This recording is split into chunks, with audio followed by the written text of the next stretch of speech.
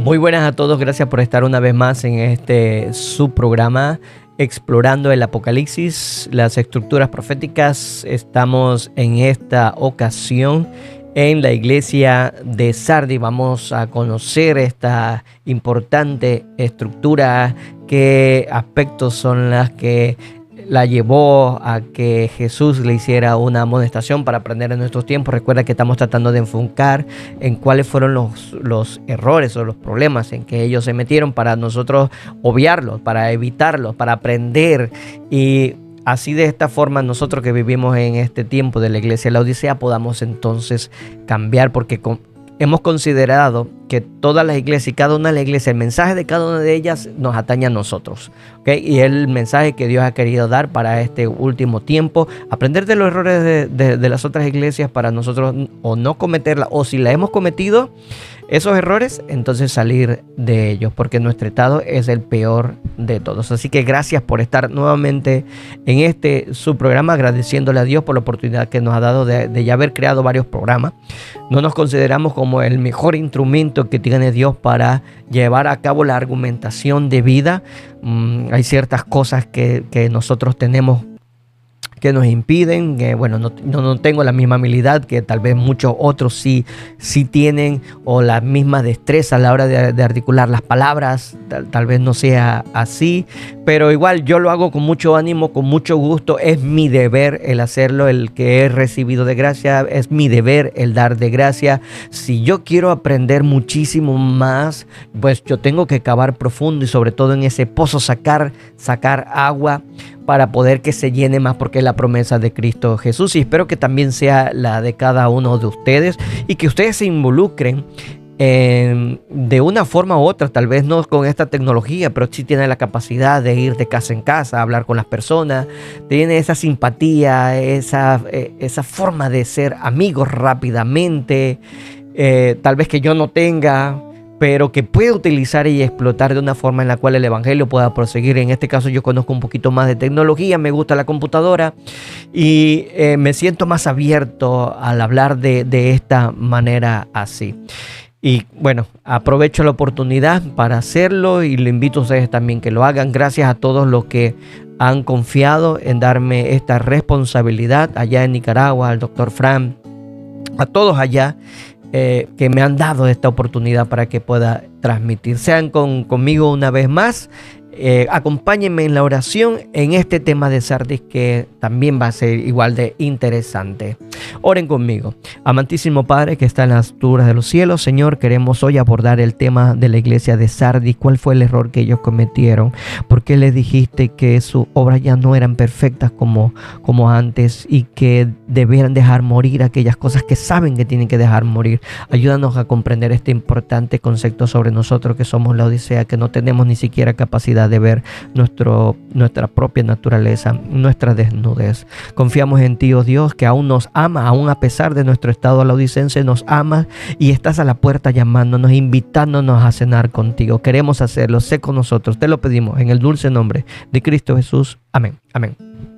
Bueno, sí, como decía, y pues, repito en lo que la oración LB, de que Dios es amoroso, es misericordioso. Muchos quieren enseñar a un Dios que es implacable, que está así como con un rejo, con un palo dispuesto a darnos cada vez que nosotros cometemos algún error, fracasamos en algo, cometemos algún pecado. Pero la Biblia nos está enseñando que Dios es misericordioso, que Dios es toda paciencia y que en su misericordia y paciencia Él está allí con los brazos esperándonos, así como un hijo pródigo que se ha salido del seno de su padre, se ha descarriado en rumbos equivocados, con amigos equivocados y en situaciones que lo han llevado a la más denigrante vida que un hombre podría tener. Ahí vemos la figura de nuestro Padre con los brazos abiertos, ahí mirando en el horizonte, esperando ver nuestra figura a lo lejos para salir corriendo y abrazarnos. Ese es nuestro amante Padre que nosotros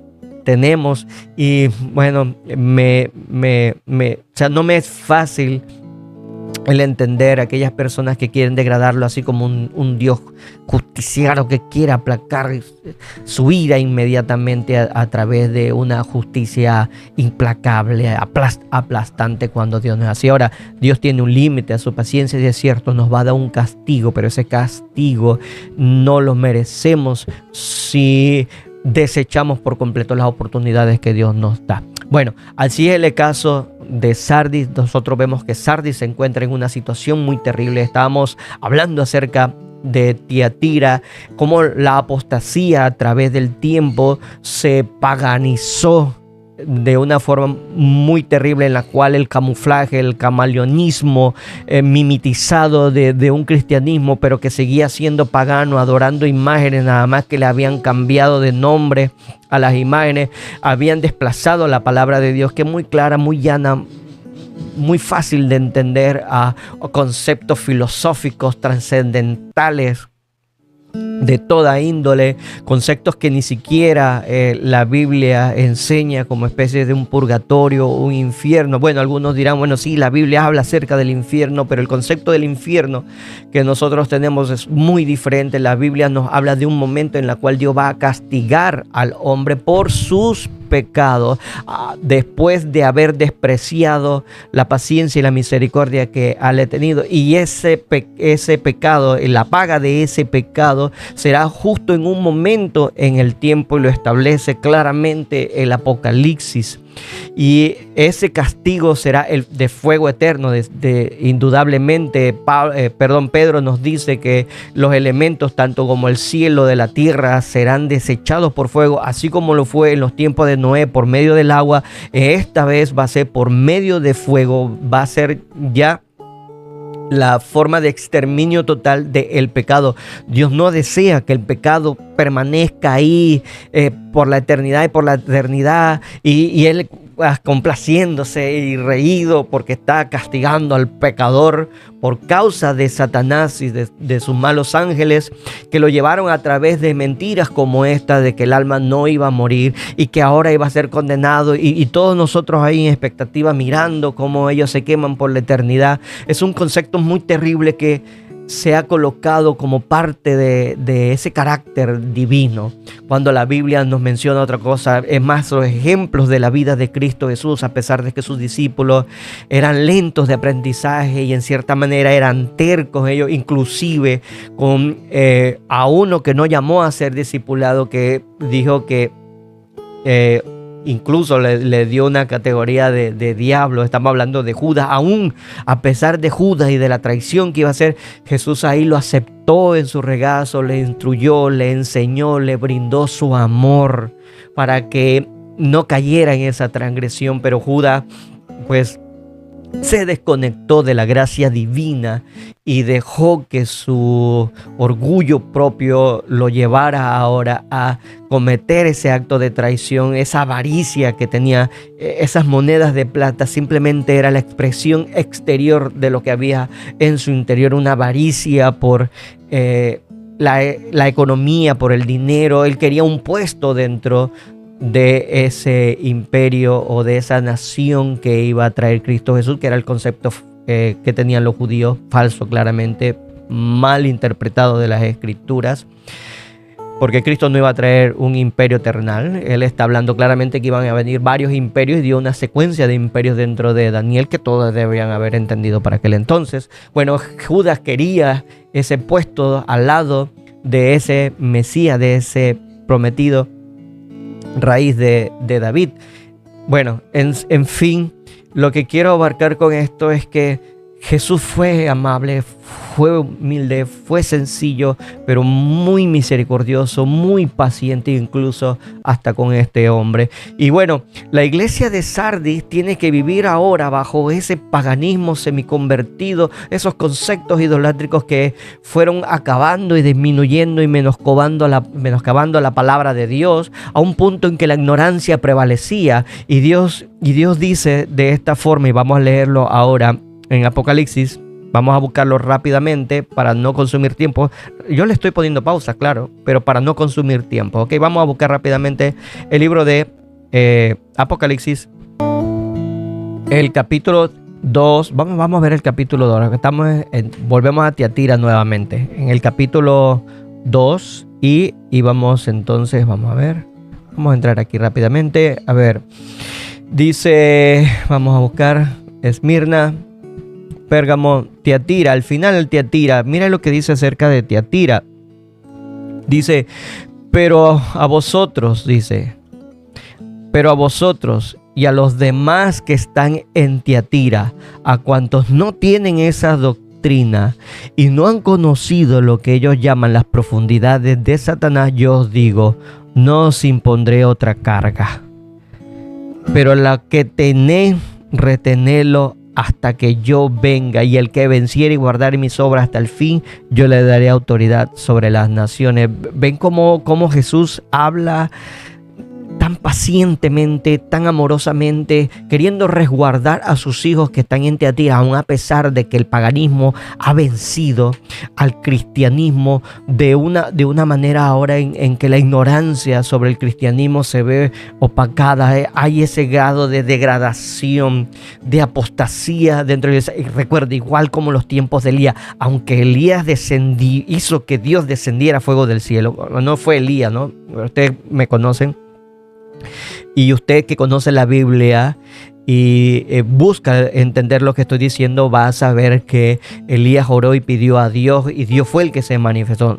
Pues, pero en los tiempos de Elías, el profeta, él en ese momento donde el pueblo de Dios todavía claudicaba en el pensamiento si Jehová o Baal, Jehová o Baal, y aunque descendiese fuego del cielo, las personas aún así estaban que no sabían en quién creer. Pues así mismo en los tiempos de Tiatira lo mismo, y Dios ahora con ese amor, con esa paciencia le dice a aquellos que no se han tragado ese cuento, esos conceptos falsos, y aún quieren conocer la verdad de Dios aún a pesar de la gran ignorancia, él les dice, no os impondré otra carga, pero lo que tenéis, retenedlo hasta que yo venga, ¿ok?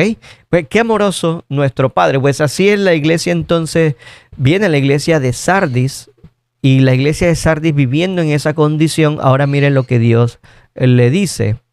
Espero que me estén siguiendo el hilo, hermanos. Dice, escribe el ángel de la iglesia en Sardis, el que tiene los 7 espíritus de Dios y las 7 estrellas, dice esto: yo conozco tus obras, que tienes nombre que vives y estás muerto. Vean la condición en la que va cayendo ahora la iglesia de Sardis. Tiene una condición completamente mal, está mal, pero tiene algo bueno. Por lo menos conoce en qué está mal. Sé vigilante y afirma las otras cosas que están por morir, porque no he hallado tus obras perfectas delante de Dios. Lastimosamente ya Sardis se encuentra en una situación terrible, muy terrible. Pero recuerden que Dios es amoroso, misericordioso. Y por lo menos ellos tienen algo que nosotros los laodicenses no tenemos. Aquí voy a establecer una gran verdad, hermano. Aquí voy a establecer una gran verdad. Por lo menos ellos podían ver aquellas cosas que necesitaban morir. Nosotros los laodicenses estamos completamente ciegos. Los de Sardis no estaban ciegos. Sabían que habían cosas que estaban mal y que tenían que hacerlas, transformarlas. Para no volver a repetir el nombre, morir. Porque no he hallado tus obras. Dice, no las he hallado yo perfecto, dice Cristo Jesús a la iglesia de Sardis. Así que acuérdate, tú lo sabes bien. Lo que pasa es que esta apostasía nacional te ha sumido ahora a una ignorancia, pero ahí yo estoy trabajando en el santuario, en el lugar santo, no dejando que la llama de la iglesia de Sardis se apague, sino manteniéndola viva con esa luz que viene de la presencia divina.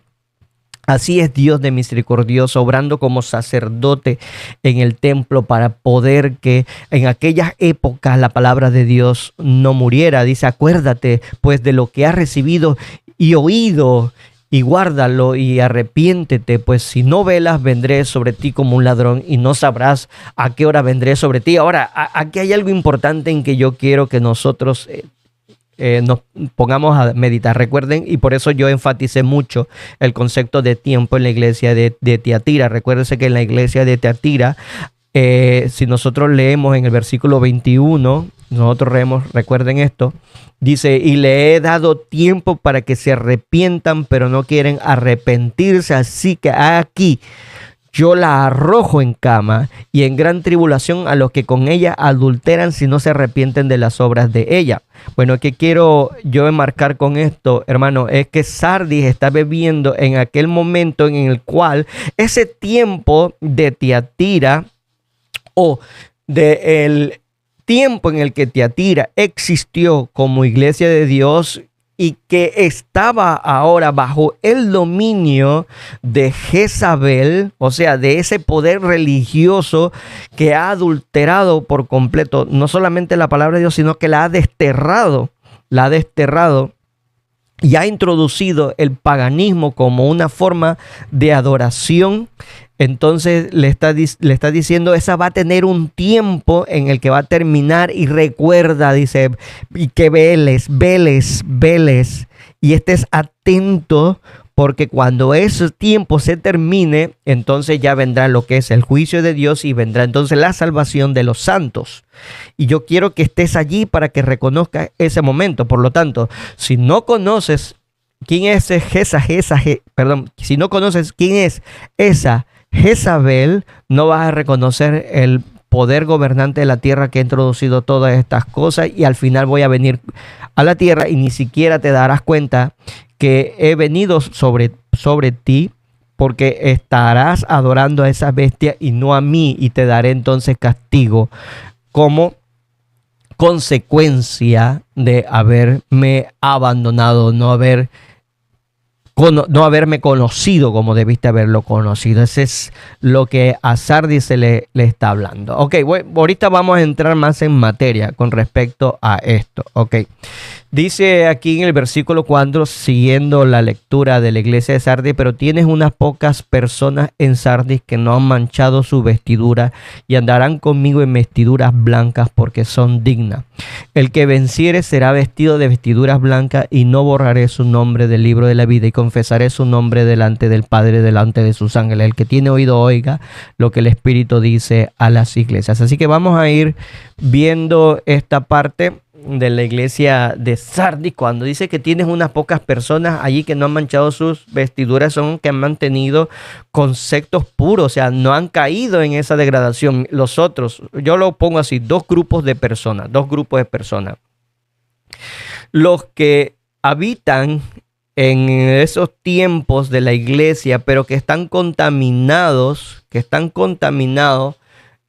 por ese dualismo que había en aquel entonces, donde Jezabel gobernaba y dominaba sobre las conciencias, pero que tú sabías que había algo que no estaba bien dentro de eso, pero que necesitabas corregirlo y que Dios te está amonestando, ¿ok? Y ahora están los que no han caído en esa apostasía, que mantienen, dice así, sus vestiduras blancas, dignidad y sobre todo justicia, pero marca también el concepto de la verdad, que la verdad no se perdió, porque Dios está trabajando para que se mantuviera esa llama. Recuerden, lo hemos dicho, esas verdades todavía se mantienen. ¿Quién tiene esas verdades? ¿Quiénes son ese grupo? Es importante definirlo, porque si no conocemos ¿quiénes son esos grupos que se espera de nosotros ahora, que todavía vivimos bajo esa confusión que hay, que incluso estamos tan ciegos de no reconocerlo?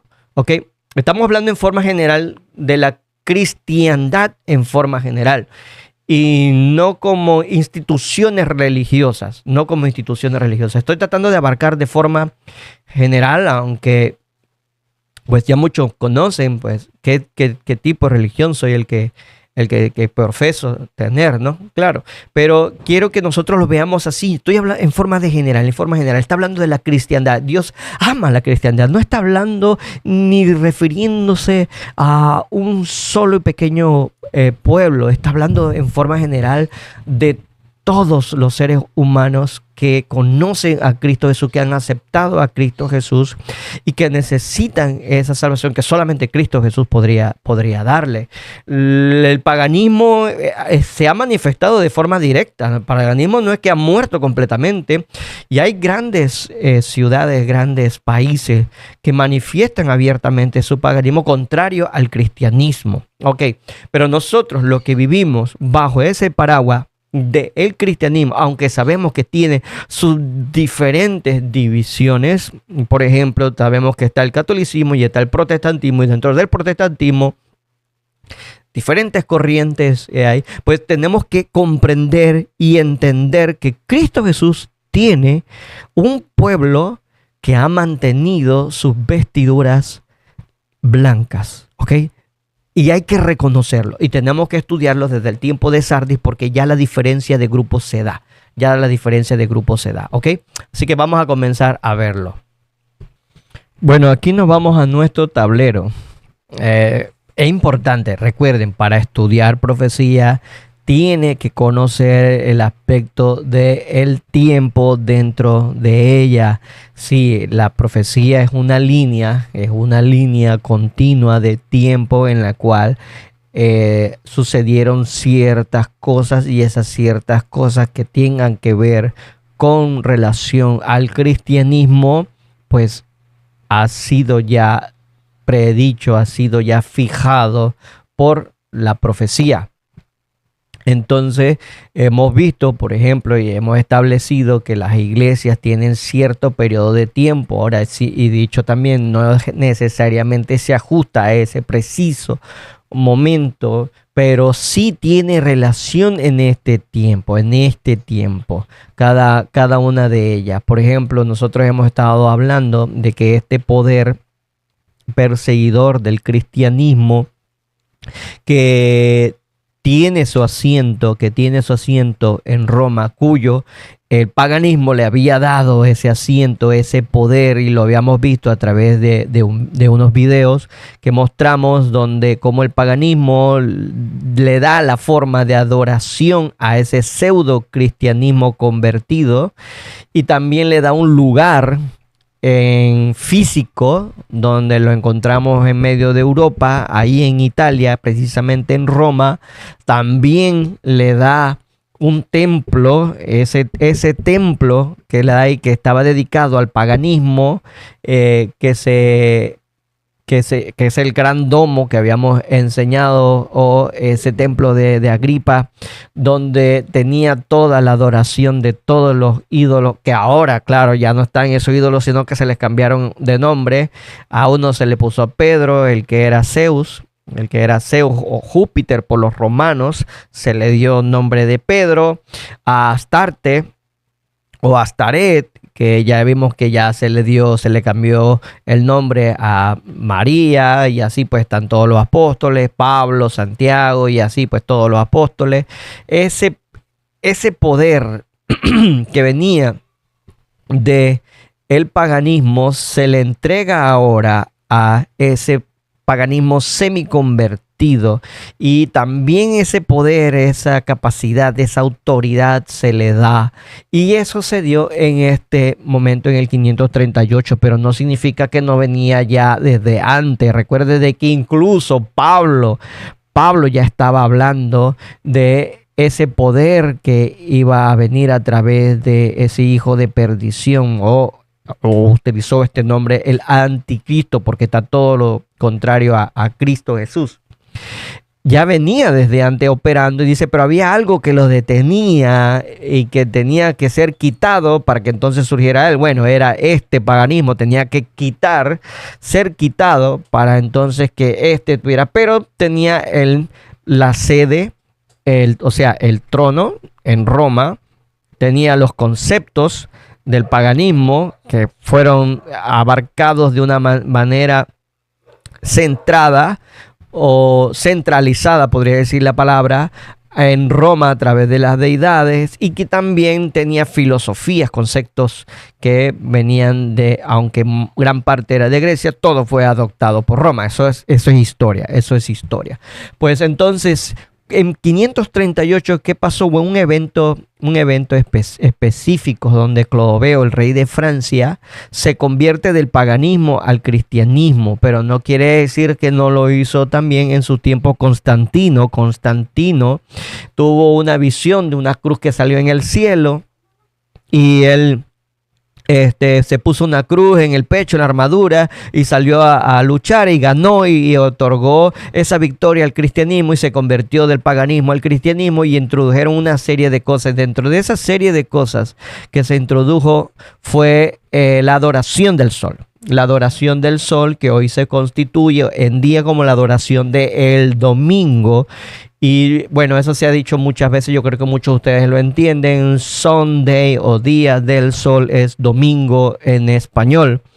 Entonces, se introdujo dentro de la iglesia y muchos adoptaron inmediatamente esto. Vamos a leerlo, vamos a leerlo. Lo que estoy estableciendo aquí, que la iglesia de Tiatira marca una época del tiempo, por lo tanto, Sardis está dentro de ese tiempo. Así que si ustedes ven que 1517, nosotros lo pusimos simbólicamente aquí. 1517 fue cuando Lutero coloca las 95 tesis de la ley en la iglesia de Alemania en Wittenberg. No sé si lo pronuncio bien o qué, pero usted lo puede buscar en la historia sobre Lutero cuando él coloca las 95 tesis de la fe en oposición abierta, definida al romanismo, donde las reliquias, donde las peregrinaciones, decimos nosotros aquí en mandas, o sea, que usted haga ciertas cosas para poder obtener el favor divino.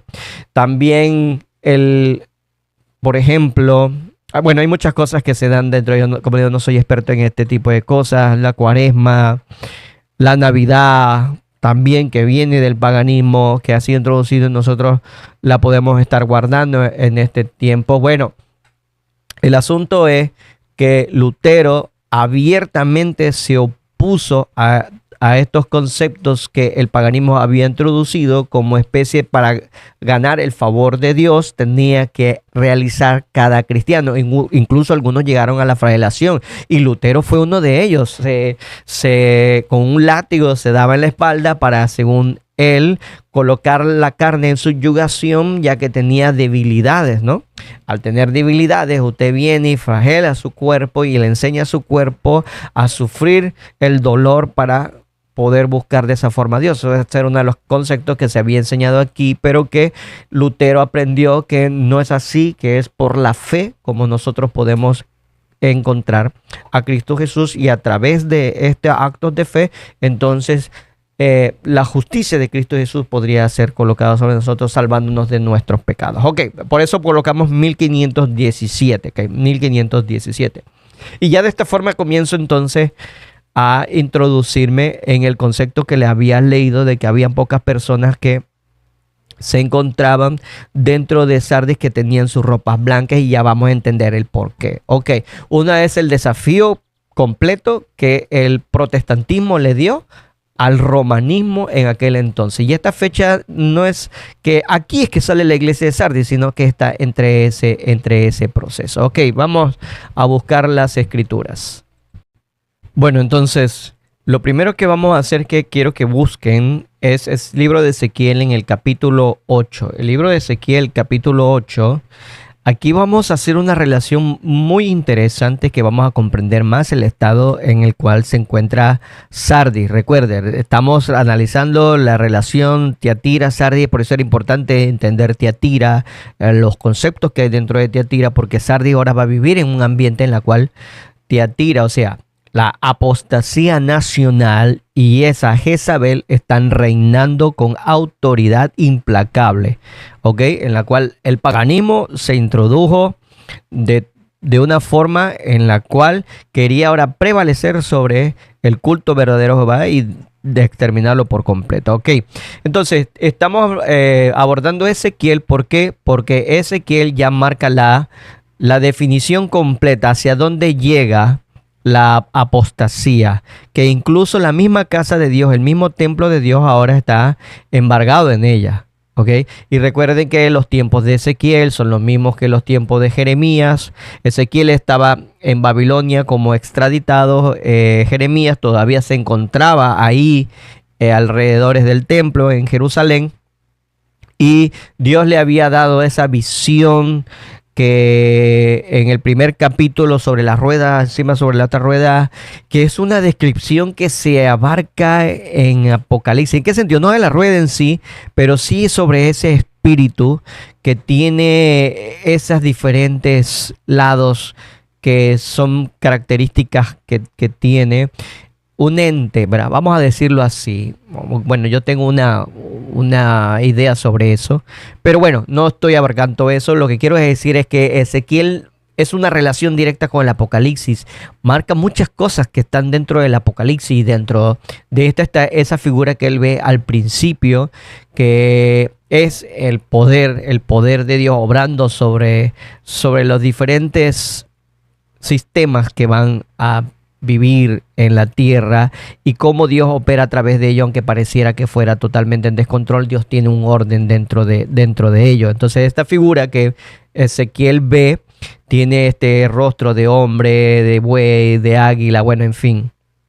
Es la misma descripción que está en Apocalipsis, porque Dios quiere que nosotros veamos la conexión que hay entre Ezequiel y Apocalipsis también, así que no solamente es con Daniel. Ok, bueno, aquí nosotros vamos a entrar en esa parte donde la apostasía llega a los términos ya donde Dios dice, ya yo estoy colmado de esto. A pesar de su misericordia y su paciencia, Dios tiene un límite y establece qué es lo que rebasa ese límite cuando Dios ya lo lleva a actuar de una manera misteriosa, algo por la cual Dios no está hecho, que es de destruir. Dios ahora tiene que actuar en eso porque su justicia comienza entonces a clamar por todas las abominaciones que están haciendo, porque esas abominaciones no solamente es sentarse o arrodillarse de frente de una estatua, sino que eso conlleva la muerte de cientos de personas, de niños que son sacrificados, y sobre todo del conocimiento del verdadero Dios del cielo. Ok, leemos entonces en el versículo 1 de este capítulo 8, dice las visiones de la abominación en Jerusalén. En el sexto año, en el mes sexto, a los 5 días del mes, aconteció que estaba yo sentado en mi casa y los ancianos de Judá estaban sentados delante de mí. Y allí se posó sobre mí la mano de Jehová el Señor. Y miré y aquí una figura que parecía de hombre. Desde sus lomos para abajo, fuego. Y desde sus lomos para arriba parecía resplandor, el resplandor del bronce refulgente. Si ven, hago un alto aquí porque esta misma figura es la que encontramos en Apocalipsis, la misma descripción que ve Juan acerca de Jesús, y también una descripción muy similar que hace Daniel también cuando ve a Miguel, el príncipe, cuando se le aparece a orillas del río. Así de esta misma forma ahora Ezequiel también lo ve, y aquí nosotros vemos la similitud. Estamos haciendo conexión en esto que es similar para poder establecer entonces el contexto de Ezequiel, que nos ayuda a entender el contexto de Apocalipsis. Ok, vamos a ver ahorita qué contexto, claro. Dicen, aquella figura extendió la mano y me tomó por las guedejas de mi cabeza, y el Espíritu me alzó entre el cielo y la tierra y me llevó entre las visiones de Dios a Jerusalén, a la entrada de la puerta de adentro que miraba hacia el norte, donde estaba la habitación de la imagen del celo, la que provoca a celos. O sea, ¿cuál es esta imagen? Pues ya lo habíamos esclarecido, más bien mencionado anteriormente. Vamos a aclarecerlo ahora. ¿Qué significa? Pues la imagen del celo es la imagen de la diosa Astarte, Astaret, que estuvimos estudiando en los videos pasados. Esta diosa, recuerden, se había leído que tenía sus órganos genitales abultados, porque eso daba el conocimiento de que podía ser tan fértil que podría parir hijos, así de esa manera, y no solamente de esta forma, sino también a través de sus senos, y en estos senos ahora también podía amamantar a toda esa cría. Pues la diosa de la fertilidad o la diosa del celo, hoy en día nosotros la vemos establecida en el concepto que se le ha dado del romanismo a la Virgen María. Recuerden, cuando el romanismo cambia este aspecto de paganismo a cristianismo, habíamos visto que también había cambiado el concepto paganismo de Astarte como la diosa del cielo, y la había colocado ahora como María. Y recuerden que lo que fundamentó todavía más esto es el concepto de la inmortalidad del alma, que ellos habían establecido desde el paganismo, pero que en el cristianismo dijeron, así como la serpiente, no, cuando Dios dice ahí, de cierto morirás, no está diciendo que vas a morir completamente, sino que tu aspecto físico, tu estado físico, sí, tu cuerpo, ese va al polvo de la tierra, pero tu entidad, tu alma, y digo así, alma, esa va ahí a otro plano espiritual. Claro, ahora se coloca el concepto del infierno, ¿para qué? Para crear entonces en las personas un concepto de temor. Sí, un concepto en la cual, si tú no vas a la iglesia y confiesas tus pecados ante el sacerdote, vas a ir al infierno. Y hay muchas personas que en esto ahora Satanás engaña y pasan por un trance justo cuando están viviendo la experiencia de la muerte y que son llevados a ultratumba y allá comienzan entonces su tormento y bueno, muchos de esos escapan y comienzan a advertir a los demás y decir, oye, mira, allá había fulano, un artista o algún personaje político importante que todo el mundo conoce, y vi fulano que estaba allá en las llamas del infierno. Pues este concepto horroriza a las mentes y los hace entonces ir por temor a la iglesia. Así que es un concepto muy efectivo. Y este concepto pues crea también ateísmo, porque hay mucha gente que no se convence con esto y en vez de buscar el verdadero conocimiento de Dios, lo que hacen es que irse en contra y dicen, bueno, la iglesia inventó esto para tener sujetos las conciencias de las personas. Bueno, sí, esto es lo que conduce ese concepto pagano introducido dentro del cristianismo que nos lleva ahora que Pedro, que Juan, que Pablo, que incluso la Virgen María, todos están en el cielo, y muchos otros líderes espirituales que tuvieron cierta apogeo o popularidad dentro de las personas están allá en el cielo, y otros pues que la iglesia determinó que fueran al infierno. ¿Ok? Así entonces la diosa, la imagen del celo, está muy conectada con el concepto que estamos aprendiendo de Tiatira, ¿ok? Y por eso estamos haciendo el enlace. Pero cuando Dios ahora le muestra a Ezequiel esto, no es solamente lo único abominable que había allí. Sigo el versículo 4 y dice, aquí allí estaba la gloria de Dios de Israel, de Dios de Israel, como la visión que yo había visto en el campo. Y me dijo, hijo de hombre, alza tus ojos hacia el lado del norte. Y alcé mis ojos hacia el norte. Y aquí al norte, junto a la puerta del altar, aquella imagen del celo en la entrada. Y me dijo, hijo de hombre, ¿no ves lo que hacen esto? Las grandes abominaciones que la casa de Israel hace aquí para alejarme de mi santuario.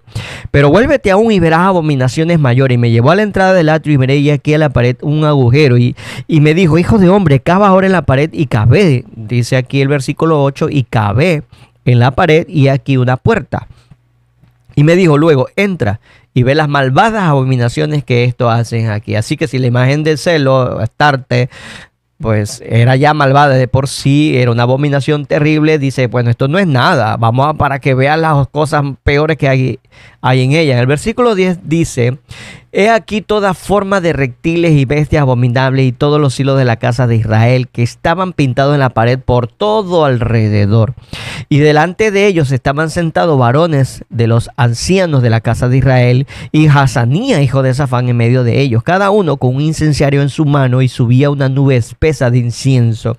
Pues esta misma figura de diferentes formas de reptiles y bestias abominables que estaban pintadas en el santuario de Dios, pues es la misma figura que nosotros vimos en el video pasado, donde estuvimos mostrando cómo el paganismo convirtió al cristianismo, y que estas mismas figuras que teníamos serpientes o reptiles, teníamos toros, leones, teníamos de toda clase de cosas, estaban también en el templo romano. Así que hay una gran similitud, y esta es una de las abominaciones, pero todavía Dios le dice, oye, esto todavía no es nada, para que vean lo otro. Sigo leyendo. Dice el versículo 12, y me dijo, hijo de hombre, ¿has visto las cosas que los ancianos de la casa de Israel hacen en tinieblas, cada uno en sus cámaras pintadas de imágenes? O sea, ya no solamente estaban dentro del templo, sino también en las casas de aquellos de los ancianos.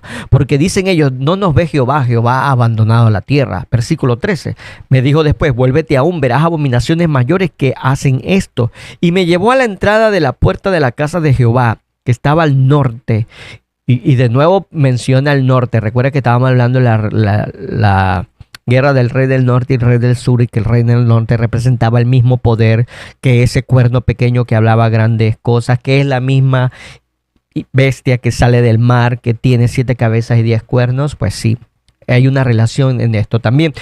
Bueno, sigo. Dice, y me llevó a la entrada de la puerta de la casa de Jehová que estaba al norte, y aquí mujeres que estaban allí sentadas endechando a Tamuz. Y me dijo, no ves, hijo de hombre, vuélvete aún, verás abominaciones mayores. Ok, cuando nosotros buscamos en la historia y vemos que a Tamuz se endechaba cierta cantidad de tiempo, el paganismo, cuando se convirtió al cristianismo, lo convirtió entonces en la cuaresma. Sí, en ese momento de aflicción que nosotros cristianos debemos de tener en esas fiestas de la Pascua.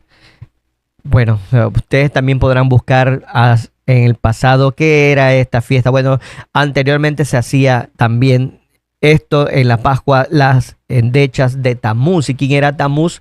Bueno, aquí hay algo interesante que yo quiero que ustedes busquen, hermano. Yo quiero que ustedes busquen por sí mismos y busquen en internet, pueden encontrarlo en Wikipedia, el mitraísmo, que algunos documentales van a señalar como la religión que pudimos nosotros haber tenido si el cristianismo no hubiera vencido. ¿Sí lo digo así? ¿Por qué? Porque el cristianismo, Roma, acuérdese que lo lleva, lo convierte del paganismo al cristianismo y abandona todas esas creencias que tenía anteriormente del paganismo. Dentro de esas creencias estaba el mitraísmo, pero si usted busca va a encontrar que el mitraísmo es el mismo concepto que la iglesia romana tiene hoy en día, el mismo concepto de bautismo, el mismo concepto de bautismo a los niños, las perlitas estas que toman rosarios. También tiene el 25 de diciembre igual como fecha de nacimiento de Tamuz, de Mitra. Ahora la pasan a Jesús el 25 de diciembre, cuando se cree que fue entre septiembre y octubre que Cristo debió haber nacido por las condiciones en las que nació, donde necesitaba refugio por el frío. Bueno, el asunto es que el mitraísmo es la religión romana en aquel entonces que mayor adherente tenía, y es la que hoy tiene mayor similitud al cristianismo que nosotros encontramos, que hemos sido enseñados a través de la iglesia romana. Tengan en cuenta esto porque Tamuz está en medio de todo esto.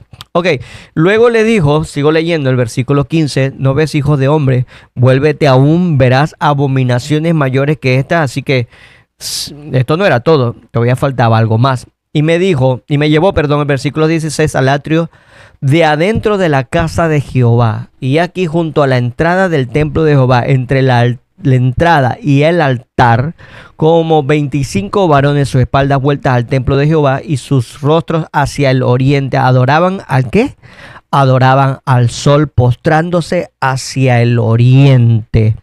Qué terrible la situación que se encuentra el pueblo de Dios justo dentro del recinto sagrado, ahí donde se encuentra el altar de incienso, donde están las lámparas que deben representar las 7 iglesias desde Éfeso hasta la Odisea. Esas lámparas que el sumo sacerdote tenía como deber mantener la llama viva, que representa hoy a Jesús como sumo sacerdote y manteniendo el concepto de la verdad. Bueno, en aquel entonces ellos era contrario a estas, y estaban con sus rostros postrándose hacia el sol. Ahora, no debe de extrañarse, porque si recuerden lo que habíamos enseñado la anterior vez, que Astarte, que también representa a la luna, la diosa de la fertilidad, pues tenía que ser fecundada. ¿Por quién? Por Baal, que representa a el sol. Y Baal, entonces, a través de la fornicación o el acto sexual, entonces fertilizaba la tierra. Y eso es lo que se enseñaba. Así que no deben de extrañarse que también la diosa del celo, aquí en los tiempos de Ezequiel, iba acompañado de la gran abominación que era adorar al sol. Voy a seguir leyendo porque quiero comentar un poquito más de esto. Dice, y me dijo, ¿no has visto, hijo de hombre? Es cosa liviana para la casa de Judá hacer las abominaciones que hacen aquí. Después que han llenado de maldad la tierra, se volvieron a mí para irritarme. He aquí que aplican el ramo a sus narices. Pues también yo procederé con furor, no perdonará mi ojo, ni tendré misericordia, y gritarán a mis oídos con gran voz, y no los oiré. Pues Dios establece claramente, hermano, que la abominación más terrible que puede realizar el hombre, y que la puede realizar dentro de la iglesia misma, o sea, dentro de los recintos sagrados, es la adoración al sol, que es la que representa a Baal. Así que si nosotros seguimos el curso de conocimiento en la apostasía de Israel y cómo Baal era predominante en la religión pagana, nosotros la vemos seguir ahora en nuestro tiempo. En la religión de hoy en día nosotros podemos ver que hay una continuidad, vemos que hay una gran conexión dentro de, porque es lo mismo. Recuerden el tiempo de estos que estaban con Elías, Jezabel, Acab.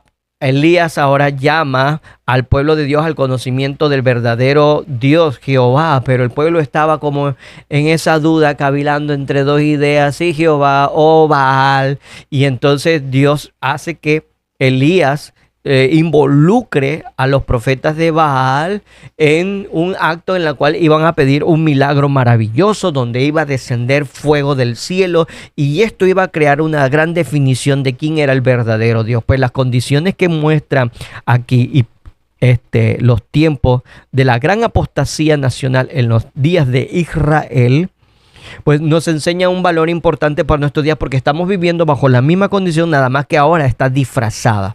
La misma condición de apostasía, pero disfrazada bajo un manto de rectitud, bajo un cristianismo aparente, porque Dios lo muestra. Recuérdese que Dios aquí va a aplicar su ira, va a proceder con furor. Y el Apocalipsis, lo que habla Dios es sobre su furor, habla sobre su ira que va a ser derramada sobre un pueblo, sobre una nación, sobre toda la tierra, a personas que están completamente y flagrantemente en apostasía abierta contra Dios. Eso es lo que habla Apocalipsis, y lo que Apocalipsis quiere revelarnos es que nos quiere salvar de esa transgresión y de las consecuencias de la transgresión, que es el castigo merecido a través de la gran tribulación, o lo que son las siete plagas, porque esa es la ira de Dios manifestada, sobre todo. Y Dios nos advierte. Quiero leer un poquitito al respecto. Ahora, vámonos a Apocalipsis capítulo 13. En el Apocalipsis 13, nosotros vemos sobre esta bestia. Dice que hablaba grandes cosas y blasfemias. Esto es versículo 5 del capítulo 13. Y se le dio autoridad para actuar 42 meses, que ya hemos leído que son 1260 años. Dice, abrió su boca en blasfemias contra Dios para blasfemar de su nombre, de su tabernáculo y de los que moran en el cielo.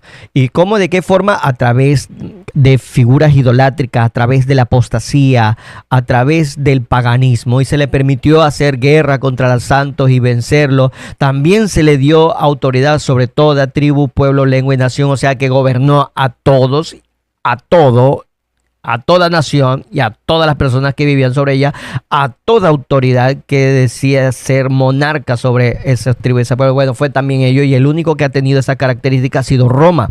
Roma es el que ha gobernado los demás imperios, y la Roma pagana, tanto como la Roma papal, también gobernó sobre todos, todo el mundo. Y dice aquí que los adoraban todos los moradores de la tierra. ¿Y quiénes más? Los cuyos nombres no estaban escritos en los libros de la vida del Cordero que fue inmolado desde el principio. Entonces aquí dice, si tiene oído, oiga, estudie, busque, y se dará cuenta quién es esa bestia que se está hablando. Si alguno lleva cautividad, va a cautividad, y si alguno mata espada, espada debe ser muerto. Aquí está la paciencia y la fe de los santos, y vuelve y repite la misma palabra que leemos ahora en Apocalipsis 14, donde habla acerca de la paciencia de los santos que tienen los mandamientos de Dios y la fe de Jesús. Así que ahí está la guerra también en esto. Bueno, voy a esta. Después vi otra bestia, que es la que cohabita con la primera, ¿verdad? La que subía del mar. Esta sube de la tierra, es diferente. Tiene 2 cuernos. Es como un corderito que asemeja a ser como una criatura tierna, dócil. Pero dice aquí, pero habla como dragón. Después nosotros vamos a estar estudiando sobre esta bestia. Después, mucho después. Vamos a terminar lo de las iglesias primero. Y lo van a entender mejor. Aunque ya yo me he adelantado, la verdad. Ya yo me he adelantado, pero para que tenga idea, estamos hablando de esa bestia. Bueno, ustedes ven aquí que va junto con esta, pero después les vamos a dar las características y por qué yo digo que es esta bestia que está aquí. ¿Ok? Entonces, dice, y ejerce toda la autoridad de la primera bestia en presencia de ella, y hace que la tierra y los moradores de ella adoren a la primera bestia, cuya herida mortal fue sanada. También hace grandes señales, de tal manera que aún hace descender fuego del cielo a la tierra delante de los hombres, y engaña a los moradores de la tierra con señales que se le ha permitido hacer, y escucha la palabra muy bien, permitido hacer en presencia de la bestia, mandando a los moradores de la tierra que hagan imagen a la bestia que tiene la herida de espada y vivió. Ok, esas señales que realiza, es interesante que nosotros entendamos, hace una relación, una conexión con Elías, los tiempos de Jezabel. Y cuando Elías oró y pidió a Dios del cielo que enviara esa señal para que no estuvieran confundidos más con Baal, y descendió fuego del cielo y consumió el holocausto, el sacrificio que había realizado el profeta Elías. Pues aquí viene y nuevamente se toma a colación, a semejanza, comparación, para que nosotros comprendamos que eso mismo que existía en los tiempos de Elías es lo que está existiendo hoy en día. Y por eso es que Satanás tiene esa guerra contra el libro de la Revelación, el libro de Apocalipsis, porque no quiere que entendamos quién es esa bestia, porque podemos estar adorándola sin darnos cuenta y en frente oposición a Jehová. Así que esta bestia hace estas señales y lo hace en presencia de la bestia, y se le dice aquí en versículo 15, y se le permitió infundir aliento a la bestia, a la imagen de la bestia, para que la imagen de la y hablase e hiciese matar a todo el que no adorase, y hacía que todos, pequeños, grandes, ricos, pobres, libres, esclavos, se le pusiera una marca en la mano derecha o en la frente. Vamos a ver que esto mismo que se lee aquí, esto es lo mismo que está en el libro de Ezequiel. Si estábamos en el capítulo 8 del libro de Ezequiel, vamos acá a la historia. Para no hacer pausa al video, aquí en el capítulo 8, versículo, seguíamos el versículo 9. Mira lo que pasa cuando la ira de Dios se manifiesta. Recuerden que la gran apostasía se va a manifestar. Bueno, Apocalipsis va a manifestar su ira de Dios junto a las plagas. ¿Por qué? Porque están estas bestias que están enseñando idolatría, están enseñando una abominación terrible, que es introducción de un falso Dios, y es el Dios Sol. Recuerde esto. Clamó, dice aquí, versículo 1 del capítulo 9. Clamó en mis oídos con gran voz diciendo: los verdugos de la ciudad han llegado, y cada uno trae en su mano su instrumento para destruir.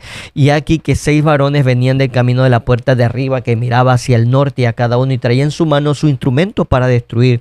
Y entre ellos había un varón vestido de lino, del cual traía a su cintura un tintero de escribano, y entrados se pararon junto al altar de bronce. Y la gloria del Dios de Israel se elevó de encima del querubín sobre el cual había estado el umbral de la casa, y llamó Jehová al varón vestido de lino que tenía en su cintura el tintero de escribano, y le dijo Jehová: pasa por en medio de la ciudad, por en medio de Jerusalén, y pones una señal en la frente a los hombres que gimen y que claman a causa de todas las abominaciones que se hacen en medio de ella. Y a los otros dijo: pasad por la ciudad en pos de él y matad, no perdone vuestro ojo, ni tengas misericordia. Matad a viejos, jóvenes y vírgenes, niños y mujeres, hasta que no quede ninguno, pero todo aquel sobre el cual hubiera señal no os acerquéis y no os acercaréis y comenzaréis por mi santuario. Comenzad pues desde los varones ancianos que estaban delante del templo. Ok, y contaminar la casa y llenar los atrios de muertos, salieron y mataron en la ciudad. Ok, esto es lo que aconteció en los tiempos de Israel, ya la historia nos lo cuenta. Dios permitió ahora que Babilonia tomara completamente la ciudad, sitiara el templo y al final lo destruyera todo por completo. Este fue como la ira de Dios se manifestó en aquel entonces. Ahora, la ira de Dios se va a manifestar de forma completa, plena y última en nuestros tiempos a través de las plagas. Por eso es que Dios está tratando de enseñarnos esto y lo dice de esta manera para que nosotros hiciéramos un reconocimiento verdadero de quién es Dios. En Apocalipsis 14, en el mensaje de los tres ángeles, en medio de esa lucha, Dios nos dice, el versículo 7, temed a Dios y dadle gloria porque la hora de su juicio ha llegado. Y adorar al que hizo el cielo, la tierra, el mar y la fuente de las aguas. ¿Por qué Dios dice esto? Porque Él quiere que nosotros hagamos un pleno reconocimiento de quién es el verdadero Dios, y no Baal o el Dios Sol. Entonces, esto lo hace en un contexto donde donde están los 144,000, o sea, aquellos que tienen una señal, y miren esto, que tienen una característica interesante. Estos, los que no se contaminaron con las mujeres, que tenían un cántico nuevo, dice, no se halló mentira en sus bocas. Estos 144,000 se leen en el capítulo 7. Este es el contexto. Vamos a salir de esto.